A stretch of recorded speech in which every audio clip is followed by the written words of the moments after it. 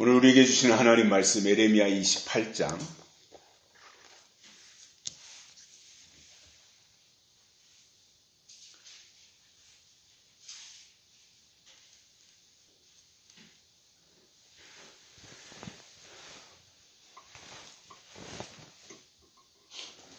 예레미야 28장 5절에서 9절까지 보시겠습니다.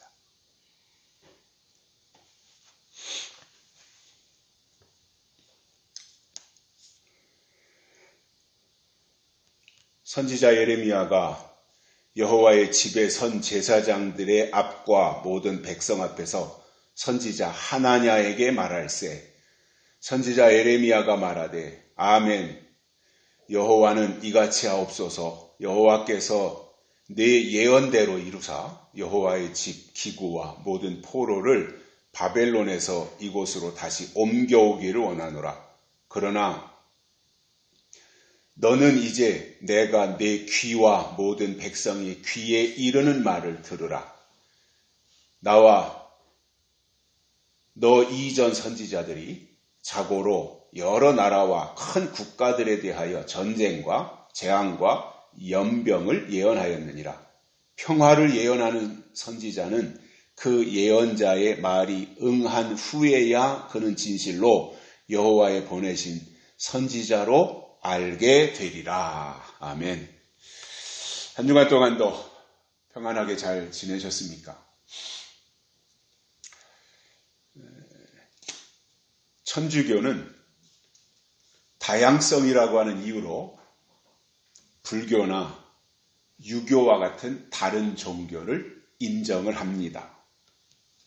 그러나 정상적인 기독교는 타 종교를 절대 인정하거나 의미도 두지 않는 유일신 사상을 가지고 있습니다.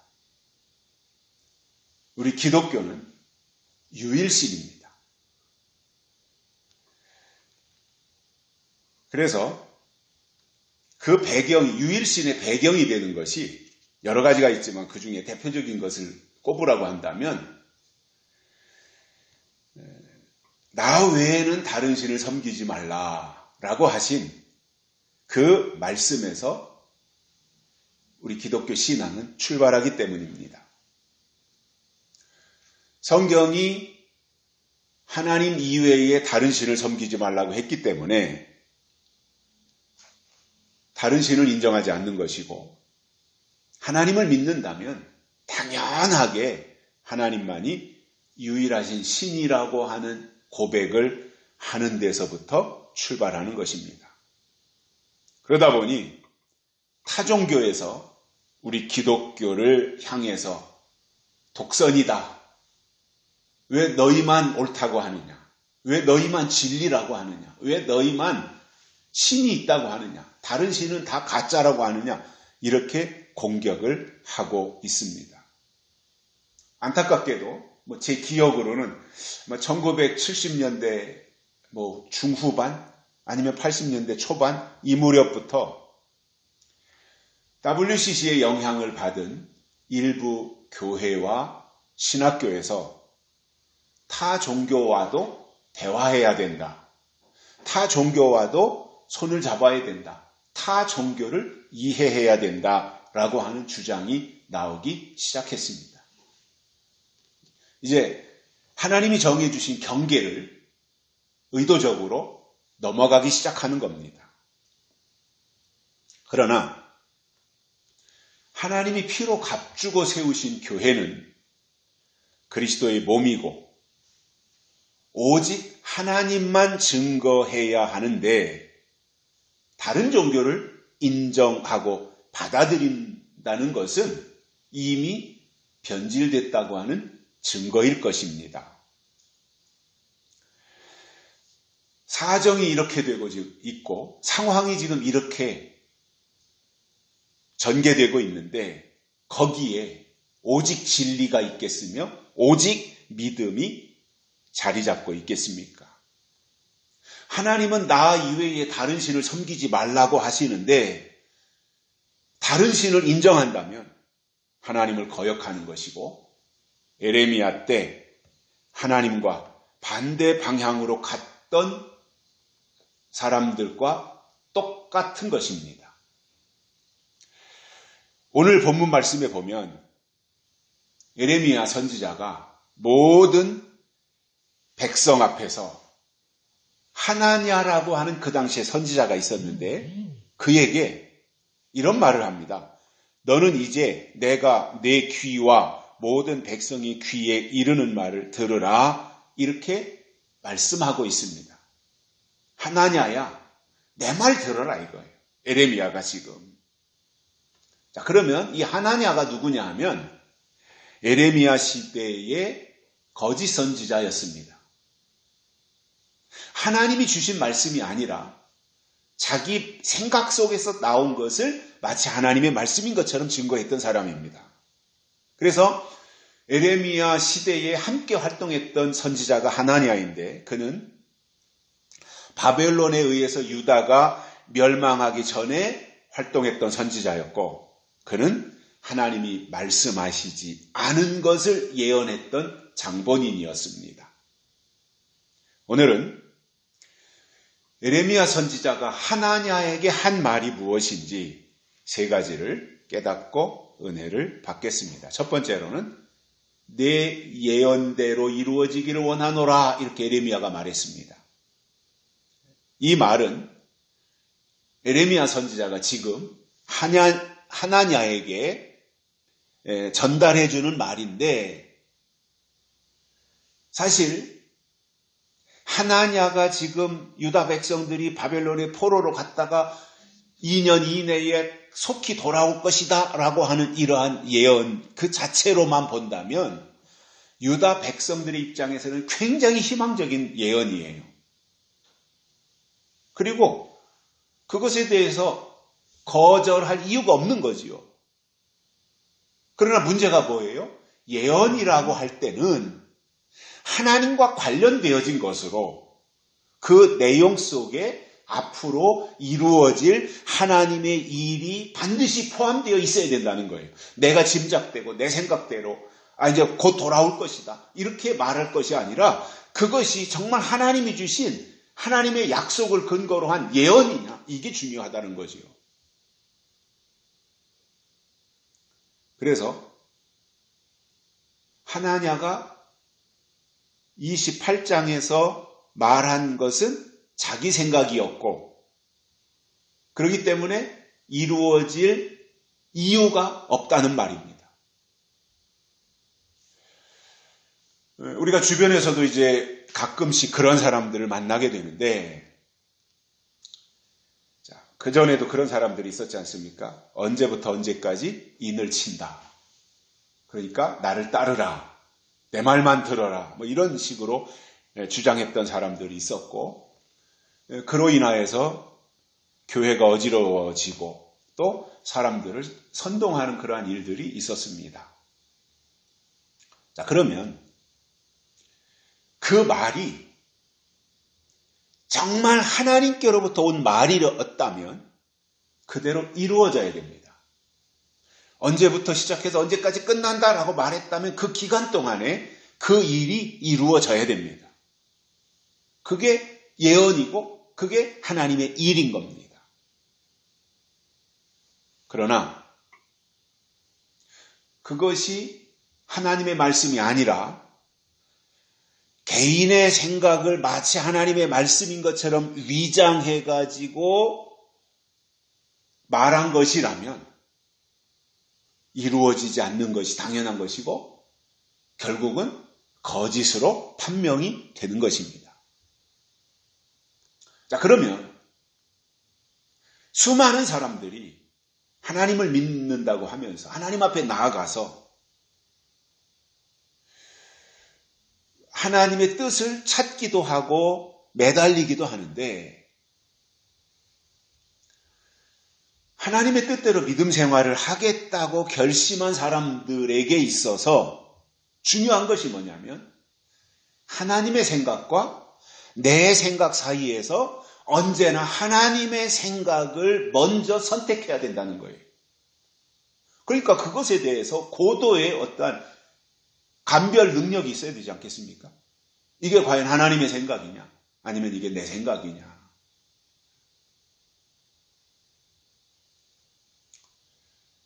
우리가 하나님의 생각이라고 할 때 하나님의 생각은 곧 하나님의 뜻이고 그 하나님의 생각을 받아서 내 마음속에 간직하는 것을 믿음이라고 말하는 겁니다.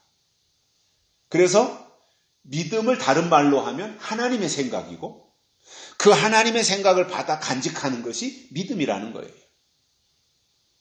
그런데 얼마나 많은 사람들이 교회 다니면 믿음이라 그래요. 교회에서 봉사하고 충성하면 믿음이 좋은 것으로 이렇게 포장을 해요.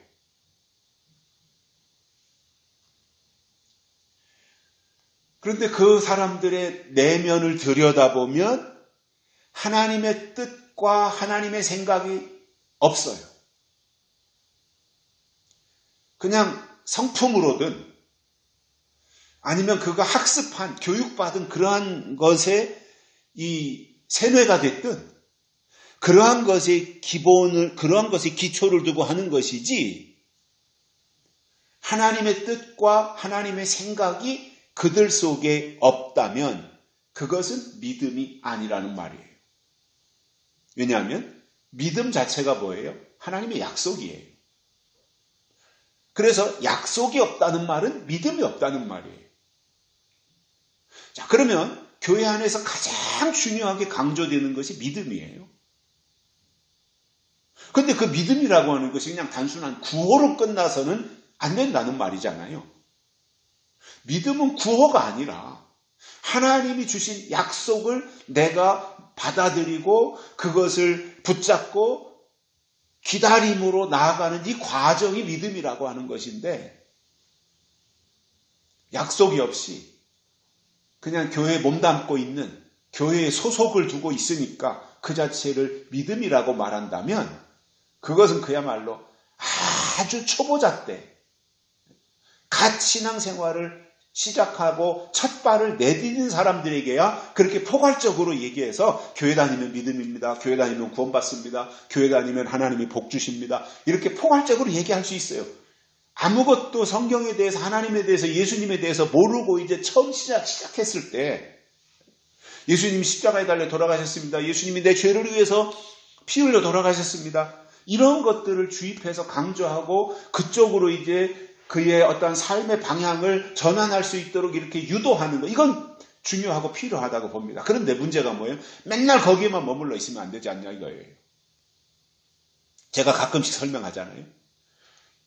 예수님이 십자가가 우리를 구원하는 아주 중요한 포인트가 되었는데 그것은 십자가는 새로운 시작, 새로운 생명의 시작이고 새로운 생명의 출발점이지 거기가 종착점이 아니라는 거죠.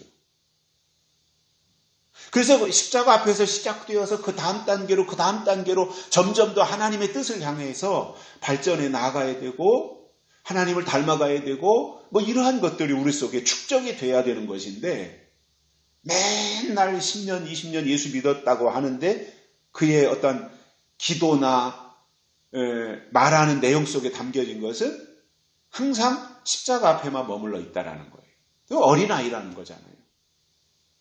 하나님의 의도는 십자가에서 시작해서 그리스도의 장성한 분량에까지 이르도록 하나님이 이끌고 가시는데 거기에만 정체되어 있다면 병들었거나 어린아이에서 벗어나지 못하는 우유만 먹고 있다고 하는 상징적 증거가 될 것이다 말입니다. 그래서 믿음이라고 하는 내 입술의 말, 표현, 고백 이것도 필요하지만 그것보다 더 중요한 것이 뭐예요? 하나님의 뜻이 있어야 되고 하나님의 생각이 내 안에 있어야 된다는 겁니다. 결국은 하나님의 뜻, 하나님의 생각이라고 하는 것이 하나님의 유전자인 거예요. 하나님의 DNA인 거예요. 그것이 우리 속에 오는 거예요. 그래야 하나님의 아들이 되는 거잖아요.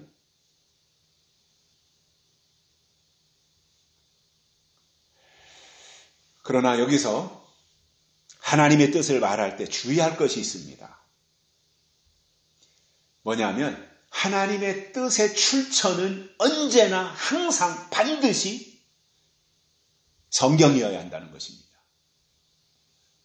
그럼에도 많은 사람들이 하나님의 뜻을 말할 때 자기 생각을 거기에다가 첨가하거나 아니면 자기가 자다가 꿈을 꾼 것을 가지고 그것이 마치 하나님의 뜻인 것처럼 말한다면 그것은 유치한 것이고 잘못된 거예요. 물론 어쩌다 내가 너무 둔해가지고 성경을 읽거나 설교를 듣거나 아니면 내 삶 속에서 깨닫지 못할 때 하나님이 꿈을 통해서라도 어떤 계시를 주실 수는 있어요. 하나님은 전능하신 분이시니까. 그러나 그것은 정말 특별한 경우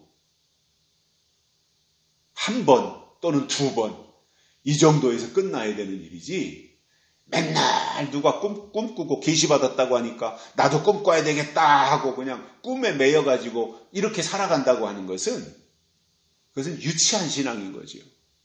하나님은 이 텍스트, 이 성경 속에서 이 하나님의 말씀이라고 하는 이 성경 속에서 하나님의 뜻을 발견하고 하나님의 계획을 깨닫고 하나님의 생각을 찾아서 하나님의 뜻대로 인도함 받기를 원하고 계시다는 말입니다. 그래서 우리 신앙생활에 있어서 가장 중요한 교과서가 성경이잖아요. 이 성경을 근거로 해서 우리가 신앙생활을 해 나가야 되는데 대개 보면 성경은 그냥 주일날 교회 갈 때 쓰는 용도이고 요새는 뭐 성경책도 안 가지고 스마트폰만 가지고 있으면 이제 다 찬송가고 성경이고 다 거기서 해결되고 또 교회 안에서 서비스로 프로젝트를 통해 가지고 다 찬송가도 빔으로 쏴주지 성경 구절도 해주지 이렇게 하니까 그전에는 주일날 사람들이 옷 깨끗하게 입고 남자들은 성경책 이렇게 팔에다 끼고 여자들은 손가방 들고 그리고 움직이면 그다 교회 가는 사람들로 보였는데 지금은 그냥 손에다가 든 것도 없이 그냥 가면 예배에 참석할 수 있는 그런 시대가 되었어요. 그것이 뭐 맞다 틀리다라는 얘기가 아니라 시대가 그렇게 지금 바뀌어가고 있다라는 거예요. 그렇다면 많은 사람들이 그냥 교회 다니는 정도로 만족할 것이 아니라 하나님이 우리에게 주신 교과서인 성경을 통해서 그 속에 담겨진 하나님의 뜻이 무엇이고 하나님의 계획이 무엇이며 하나님의 의도가 무엇인지 하나님의 생각이 무엇인지 이것을 우리가 찾아가야 되지 않겠냐는 거예요.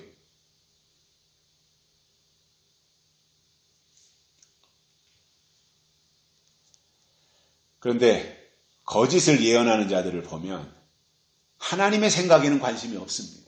하나님의 뜻에는 관심이 없고 자기 생각이 마치 하나님의 생각인 것처럼 포장해서 자기를 과시하는 거예요. 우리가 한번 이렇게 생각해 보십시오. 하나님의 뜻과 하나님의 생각이 그들 속에 전혀 없는데 그가 입을 벌려서 지금 내가 하나님의 말씀을 말한다 또는 하나님의 말씀을 예언한다고 떠벌린다고 해서 그것이 하나님의 말씀이 되는 것이 아니잖아요. 내가 하나님의 이름을 가져다가 하나님이 이렇게 말씀하셨다. 이게 하나님의 뜻이다라고 말한다고 해서 그게 하나님의 말씀이 되는 것이 아니라 그가 말하는 그 내용 속에 정말 하나님의 뜻이 담겨 있을 때 그것이 하나님의 말씀이 된다는 겁니다. 하나냐라고 하는 이 선지자는 사람들이 듣기 좋은 말로 사람들의 비위를 맞추며 거짓으로 예언했는데 그것도 분별하지 못하고 하나냐도 하나님을 말하니까 하나님의 종인 줄 알고 아멘 하면서 그 말에 동의한다면 그도 똑같이 하나냐와 같이 그런 부류이고 아니면 수준이 낮은 단계에 불과하다는 겁니다. 가끔씩 그 유유상종이다 이런 말을 우리가 써요. 유유상종이다.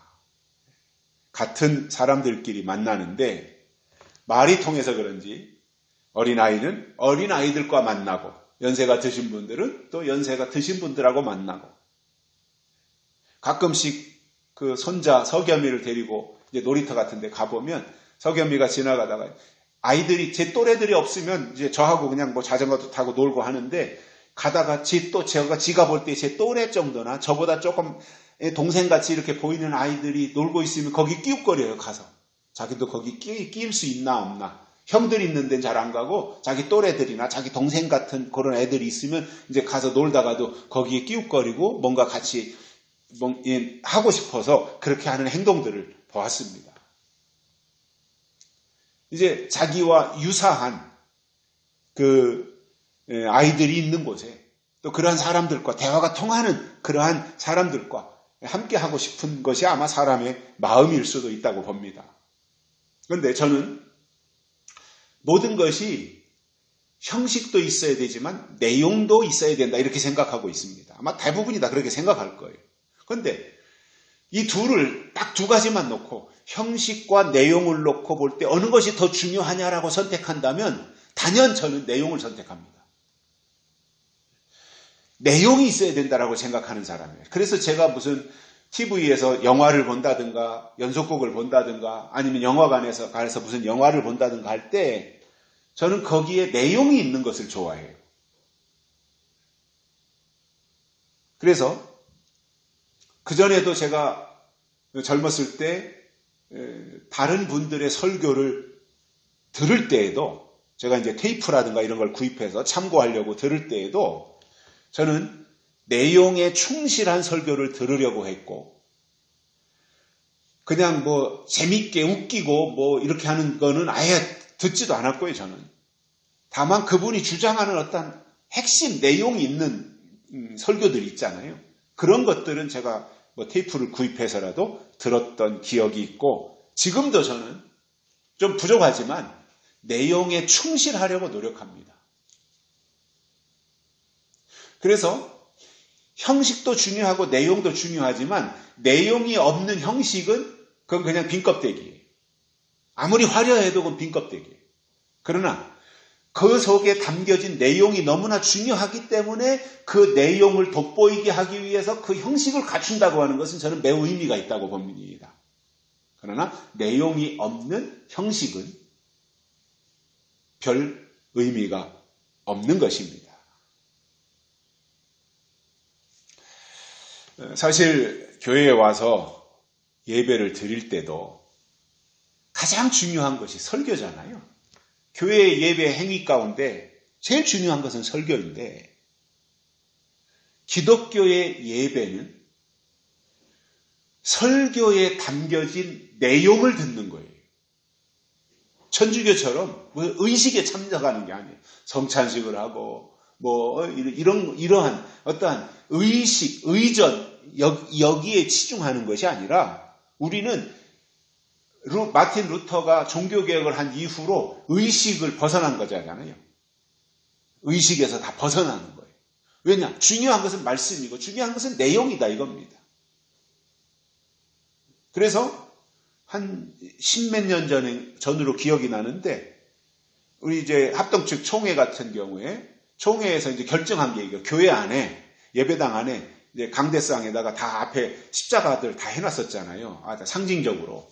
그런데 그것조차도 폐지했습니다. 그래서 오직 말씀만 있어야지 교회 안에 십자가나 이런 다른 것도 있어서는 안 된다. 이것을 총회가 결정을 했었어요. 강제 조항은 아니지만 교회 상황에 따라서 하지만 우리 합동 측 총회 입장은 그렇다라고 하는 것을 정리했던 적이 있어요. 그 정도로 어떠한 우리 기독교에서는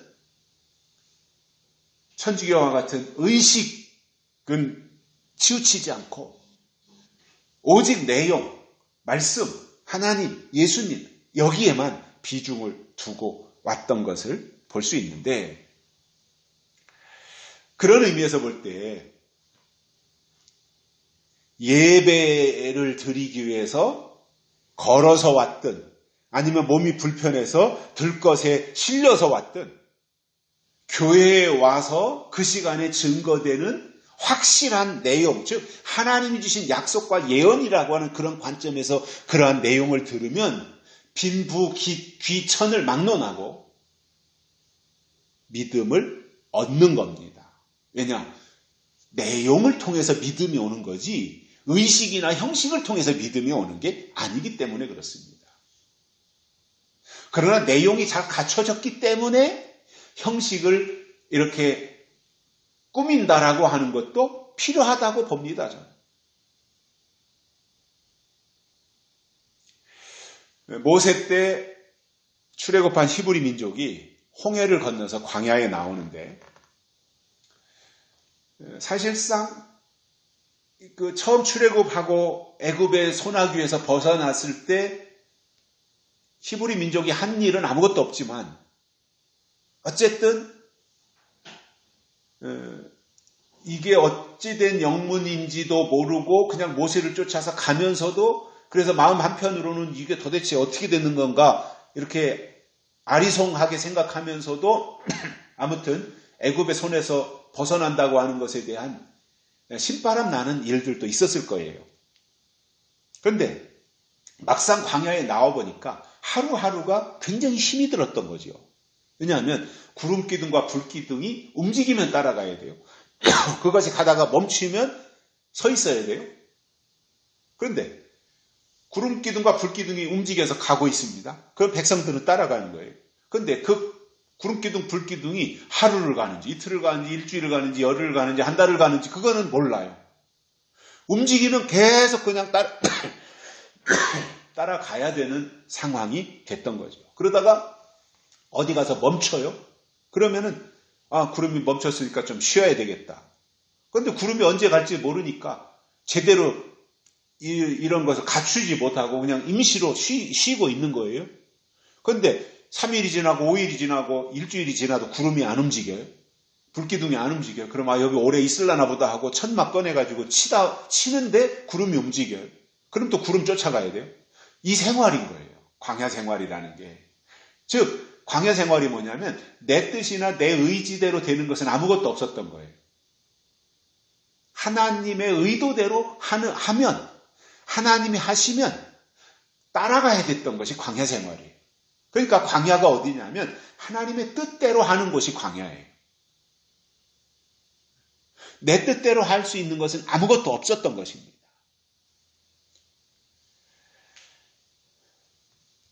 자, 그러면 히브리 민족들의 입장에서 볼 때 하나님이 이왕에 우리를 애굽에서 430년 만에 출애굽을 해가지고 광야로 나와서 가나안 땅으로 좀 데려가고 있다 그러면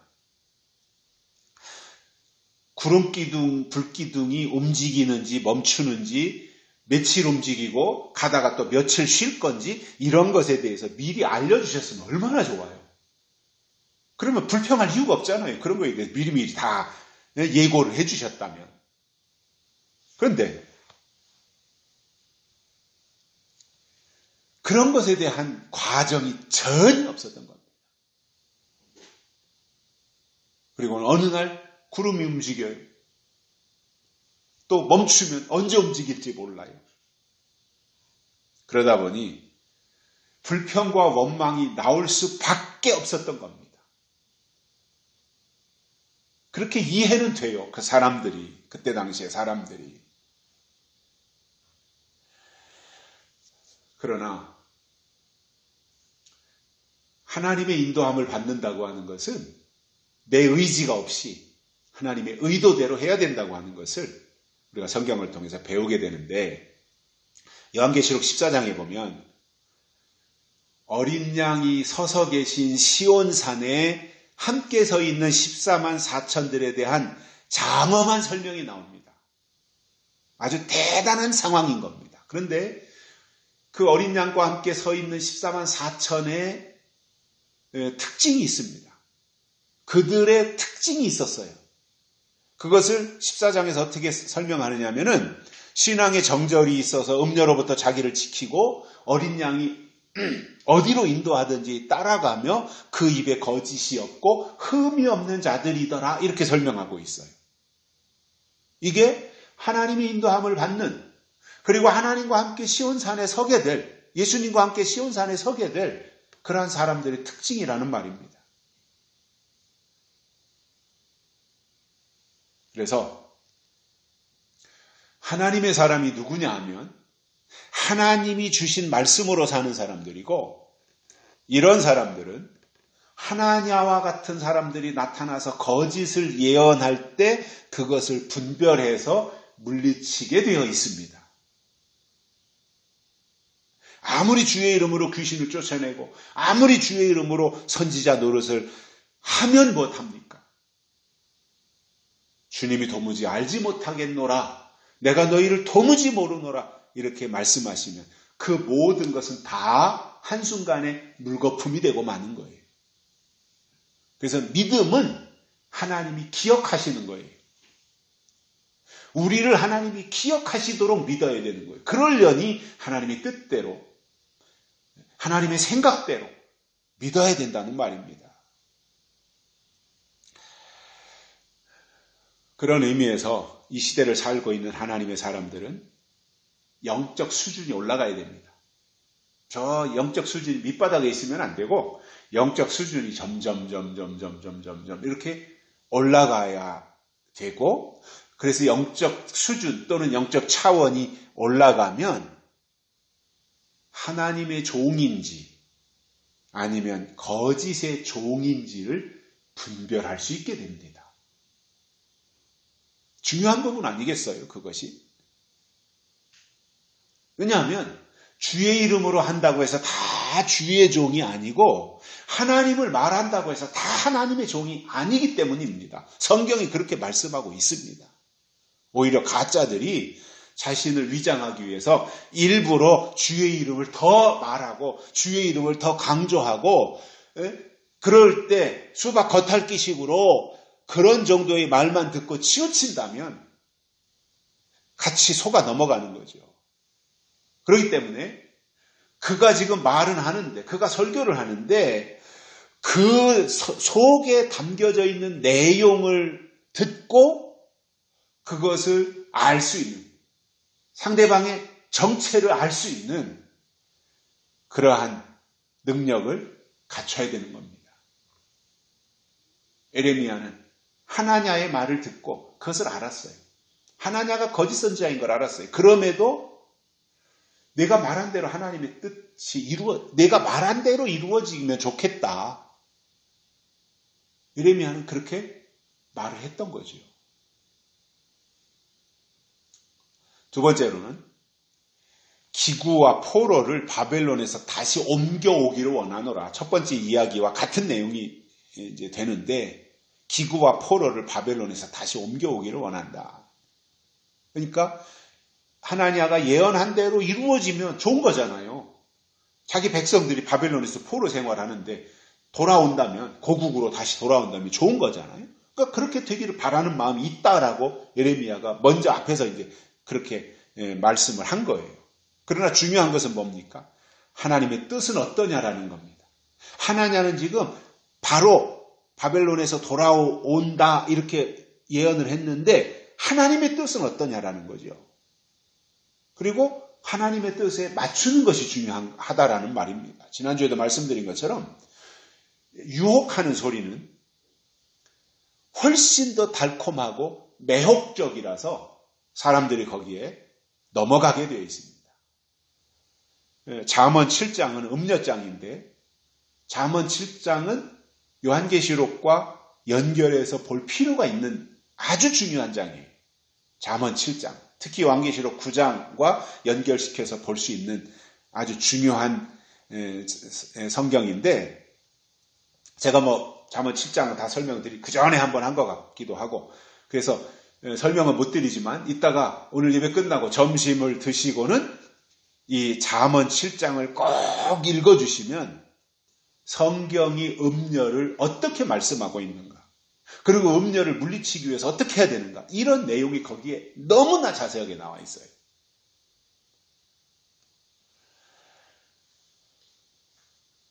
음녀나 거짓 선지자나 똑같은 사람인데 중요한 것은 그의 말이 하나님께로부터 온 말이냐 하는 것인데, 지금 하나냐가 하는 말은 자기 말이지 하나님의 말씀이 아니었던 겁니다.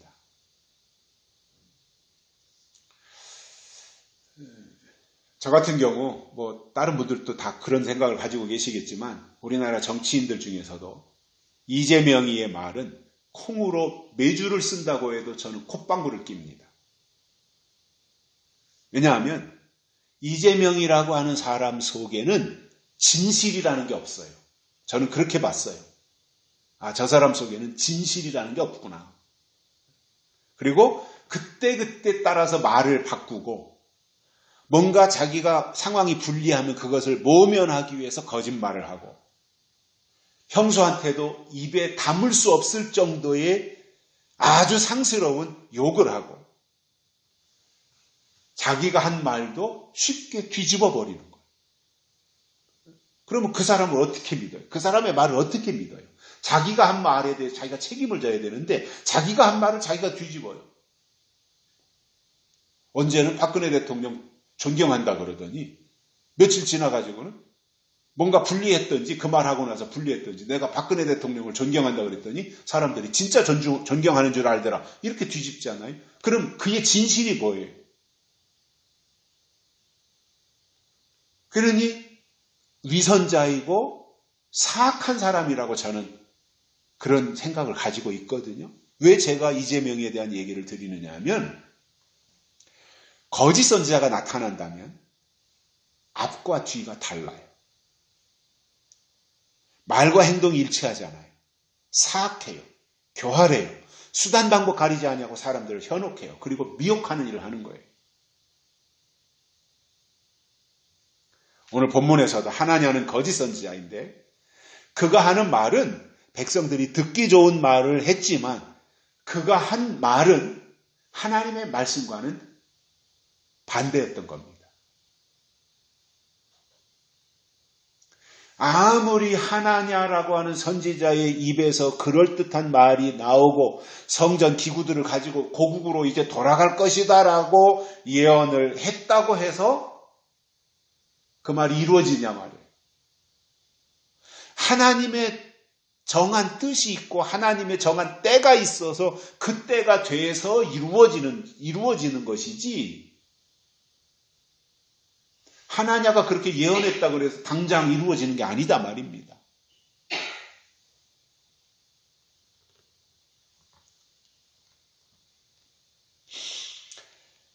여기서 기구를 가지고 돌아간다고 그랬는데 이 기구라고 하는 것은 하나님께 제사 드릴 때 사용했던 도구인데 그것을 이제 바벨론에게 다 빼앗기잖아요.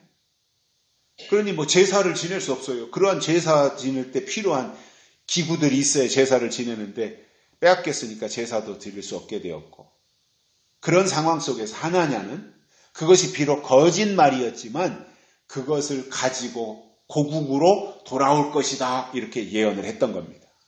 물론 유다 백성들의 입장에서는 하루빨리 포로에서 해방되고 모든 기구를 가지고 돌아와서 하나님께 제사 지내기를 바랐을 것입니다.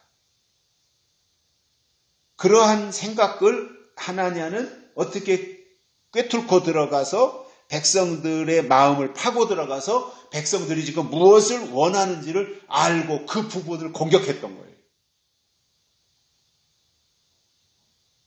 그러나 아무리 명분이 그럴듯해 보인다고 할지라도 그것이 하나님의 뜻과 일치하지 않는다면 거기에 속아 넘어가면 안 된다는 겁니다.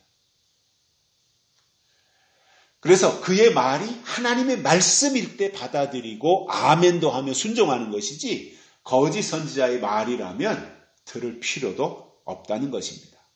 세 번째로는 이전 선지자들은 전쟁과 재앙과 연병을 예언하였느니라 이렇게 에레미야 선지자가 지금 말하는 거예요.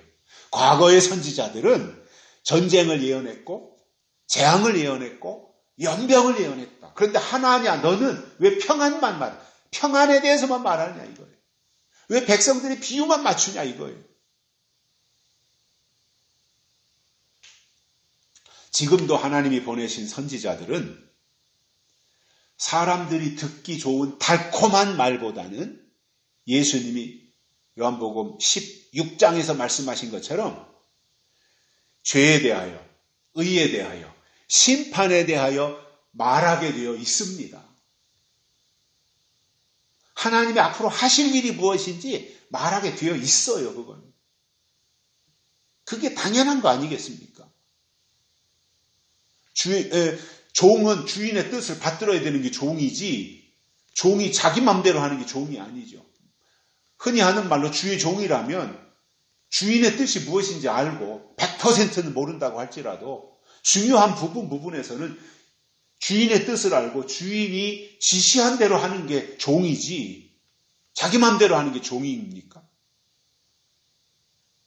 저는 2025년도를 살아가는 지금 시점에서 주일마다 교회에서 선포하는 설교의 핵심 내용에는 반드시 이 세 가지가 포함되어 있어야 된다고 봅니다. 죄에 대해서, 의에 대해서, 심판에 대해서. 지금 죄가 뭐냐? 의, 하나님의 뜻이 뭐냐? 심판, 하나님이 어떻게 심판하실 것이냐? 이게 설교에 선포되어야 그것을 듣고 사람들이 대비를 할 거 아니에요. 그냥 평안하다, 안전하다, 그냥 잘 먹고 잘 사십시오, 행복하게만 사십시오, 뭐 환난은 없습니다, 고난은 없습니다, 뭐 이렇게 얘기한다고 그래서 그게 그렇게 되는 게 아니잖아요. 하나님이 하실 일이 성경에 있으니 그 하나님이 앞으로 하실 일이 이런 거니까 우리도 거기에 맞춰서 신앙생활을 하고 준비도 하고 대책도 세워야 된다. 이러한 것을 알려줘야 되는 거 아니겠어요? 물론 설교라고 하는 것이 현장 상황에 따라서 어떤 때는 위로도 하고 어떤 때는 격려도 해야 되고 또 어떤 때는 회개를 말해야 될 때도 있고 또 어떤 때는 사랑과 용서에 대해서 설교할 때가 있어요. 그건 맞아요. 분명하게. 그러나 정상적인 상황에서 설교할 때 에레미야 선지자가 지금 과거 선지자들은 이렇게 말했다라고 하는 그 내용, 즉 전쟁, 재앙, 연병, 즉 환난에 대해서 또는 심판에 대해서 메시지가 나와야 정상이에요.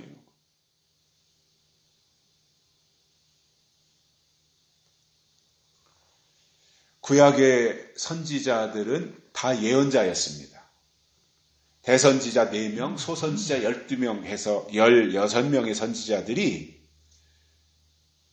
증거한 거의 대부분의 메시지의 핵심은 심판이었습니다. 심판, 하나님이 심판하신다. 그러나 하나님이 이렇게 심판을 설교했다고 해서 유다 백성들을 그냥 다 싹쓸이 해버리고 막 저주하고 증오해가지고 유다 백성들이 씨를 말리겠다고 하는 것이 아니라 이와 같이 너희들이 지금 가는 길이 잘못 가고 있다. 하나님의 뜻을 거역하고 있다. 그러니까 거기서 돌아서라. 이렇게 경고를 해서 심판을 통해서 그들을 경고하고 깨우쳐서 회개하고 돌아오라고 하는 것을 동시에 말씀한 거예요. 저는 지금도 설교자들이 1년 52주를 설교합니다. 자기 교회에서 1년 52주를 설교, 특히 주일 예배 제일 비중을 두고 설교를 하는데 그 중에서 최소한도 52주 중에서 5분의 1, 20%죠. 20%. 그러니까 52주 중에서 20%면 한 10번 정도. 그 정도는 계시록에서 설명하는 환난이 뭔지, 심판이 뭔지 이것에 대해서 경고하는 메시지를 증거해야 된다고 봅니다. 다시 말씀드립니다. 환난은 5째 나팔과 6째 나팔입니다. 즉 계시록 9장과 계시록 13장이 환난에 해당되는 겁니다. 그 말씀을 보면서 준비를 하고 대비를 해야 되는 겁니다. 심판은 7째 나팔입니다. 그래서 7째 나팔에 나타나는 대접, 7 대접을 쏟는 것에 대한 것인데 이것에 대해서는 요한계시록 16장에서 설명을 해주고 있습니다. 그래서 환난이 뭔지 알아야 되잖아요. 황충이가 나오는 것이야. 마병대가 나오는 것이야. 이게 환난이라는 것을 알아야 되는데 환난이 뭔지 모르니까 아직도 중동에서 일어나는 어떠한 전쟁의 모습만 기대하는 거예요. 재작년인가요?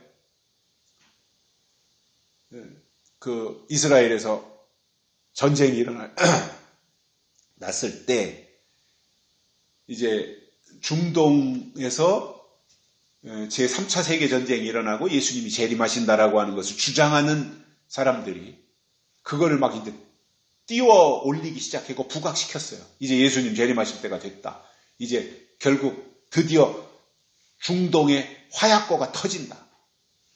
이스라엘과 하마스와의 뭐 이런 모습들을 막 부각시키고 거기 난민촌에서 발생한 이런 뭐 이 내용들을 가지고 했는데 지금까지 시작은 그렇게 했지만 몇 차례 폭격하고 사람들이 희생당하고 하더니 이제 와서 트럼프 대통령 미국에 들어서고 나서는 이제 휴전시키는 이런 장면으로 가고 있잖아요.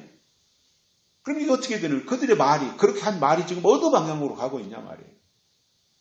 러시아가 우크라이나를 침략해 전쟁이 일어날 때 러시아를 저 다니엘서에 나오는 북방 세력으로 보고 그 북방 세력 러시아가 이제 드디어 활동하기 시작하고 러시아가 적그리스도고 이렇게 설명하던 사람들이 이제 드디어 예수님 재림하실 때가 됐다고 했는데 전쟁이 일어난 지 이제 올해가 3년째인 것으로 기억을 하는데 오히려 거기도 이제 휴전 상태로 가고 뭐 러시아도 힘이 없고 어떻게 더 이상 밀어붙이지도 못하는 이런 상황 속으로 가고 있는 이것을 어떻게 설명할 거냐 말이에요. 왜 그런 식으로 가느냐 하면 제가 볼 때는 제가 보는 성경의 관점과 그 사람들이 보는 관점이 다른데 제가 보는 성경의 관점은 환란이라고 하는 것이 마지막 때 교회 안에서 일어날 사건으로 보기 때문에 교회 안에서 거짓 선지자가 나오고 교회 안에서 적그리스도가 나오는 이것이 환란인 거지. 전쟁이야 뭐 옛날부터 다 있었던 건데 전쟁이 지금 자고 이래로 없고 창세 이래로 없었던 환란이라고 말할 수 없잖아요. 옛날부터 있었던 건데. 그러나 교회 안에서 적그리스도가 나오는 것은 지금까지 없었던 일이잖아요. 마지막에 나올 일이잖아요. 그러니까 그런 관점에서 교회론적인 관점에서 계시록을 보면 이 환란이 교회 안의 환란이구나. 대접받는 심판이 마지막 교회 안에서 일어나는 심판이구나. 이렇게 보고 갈 수 있게 된다는 말입니다.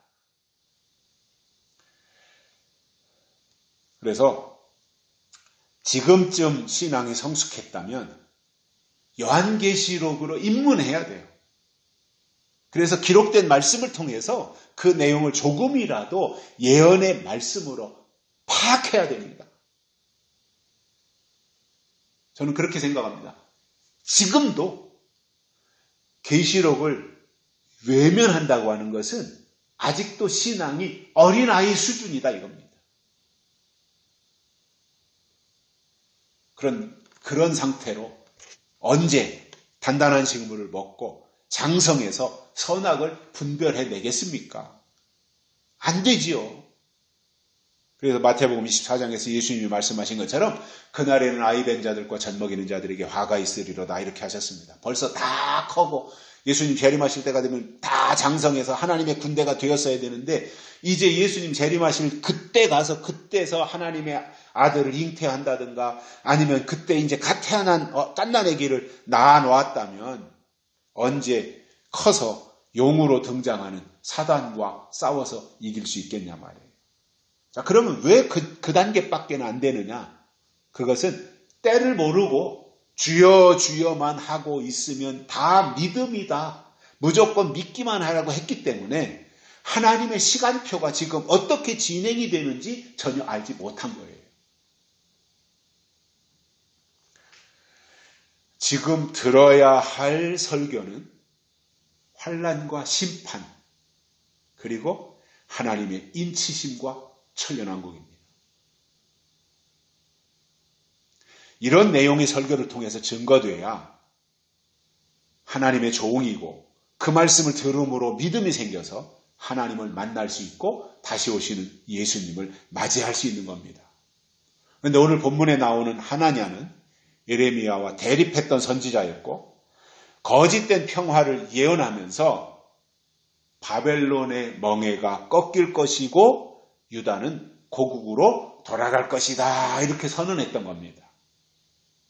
그러나 예레미야 선지자는 그러한 하나냐를 가리켜서 거짓 평화를 예언하며 평안하다, 안전하다고만 말하는 선지자가 과연 참 선지자겠느냐 이거예요. 왜 연병에 대해서, 전쟁에 대해서, 이런 것에 대해서는 한마디도 하지 않고 평화만 말하느냐? 그게 참 선지자냐? 에레미야가 지금 백성들 앞에서 하나냐를 향해 말하고 있는 겁니다. 결론으로 그 말이 정말 하나님께로부터 나온 말이냐 아니면 거짓 선지자에게서 나온 말이냐 이것을 분별하는 것이 중요해요. 지금 2025년도를 살아가고 있는 우리들 이 세대에 그게 더 중요한 거예요. 교회가 존재하는 이유의 결론이 뭡니까? 예수님의 재림이잖아요. 잘 먹고 잘 사세요. 이게 아니잖아요. 그런 것들이 뒷받침이 되면 좋지만 그거는 본인이 노력해서 그 방향으로 가면 되고 교회는 정말 다시 오시는 예수님을 부각시키고 그 예수님을 맞이할 준비를 갖추며 신부로서 신랑이 오실 때 신부로서 신랑을 맞이할 수 있도록 신부의 준비를 하게 만드는 것. 이것이 교회의 역할 아니겠습니까? 지금 이 시점에서. 그렇기 때문에 지금 깨어있는 신앙이라면 에레미야냐 하나냐냐 에레미야를 들을 것이냐 하나냐를 들을 것이냐 이거를 분별해야 되는데 문제는 에레미야도 하나님을 말하고 하나냐도 하나님을 말해요. 그런데 하나냐는 한술 더 떠서 하나님을 말하면서 한술 더 떠서 백성들이 무엇을 원하는지 백성들이 듣기 좋아하는 백성들이 원하는 말을 해주고 있는 거예요. 하나냐의 문제점이 뭐예요? 하나님의 뜻을 말하는 것은 없었어요.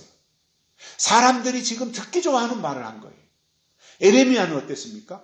사람들이 듣기 좋아하는 말은 하지 않았고 하나님의 뜻이 무엇인지를 말했던 거예요. 그렇다면 우리는 끝까지 하나님 편에서 하나님의 뜻을 증거하는 그 말씀으로 우리의 속사람과 우리의 믿음이 성숙하고 하나님 앞에서 합당한 믿음으로 살아가시기를 주의 이름으로 축복합니다. 살아계신 하나님 아버지 감사합니다. 오늘 또 우리를 불러주시고 하나님의 말씀을 듣게 해주셔서 감사를 드립니다. 에레미야와 하나냐 사이에서 우리는 에레미야를 통해서 주시는 그 말씀을 하나님의 말씀으로 받고 들어서 우리의 믿음이 좀 더 성숙해지고 하나님의 뜻대로 나아가는 저희들 되게 해 주옵소서. 다시 오실 예수님의 이름으로 간절히 기도드리옵나이다. 아멘. 찬송가 486장 부르시면서 헌금 드리시겠습니다. 486장입니다.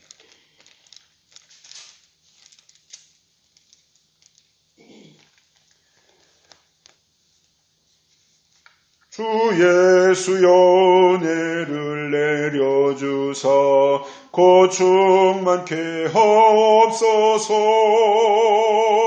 이주리고 목마른 나의 맘에 주 성령을 부소서. 주 예수여 충만한 은혜 내 영혼에 부소서. 주 예수만 나의 힘 되고 내 만족함 됩니다. 주 예수여 죄에서 풀어주사 날 정결케 하옵소서. 이 세상의 유혹이 나의 맘에 틈 못하게 하옵소서. 주 예수여 충만한 은혜 내 영혼에 부소서. 주 예수만 나의 힘 되고 내 만족 기억함되 5절 하시겠습니다. 내 마음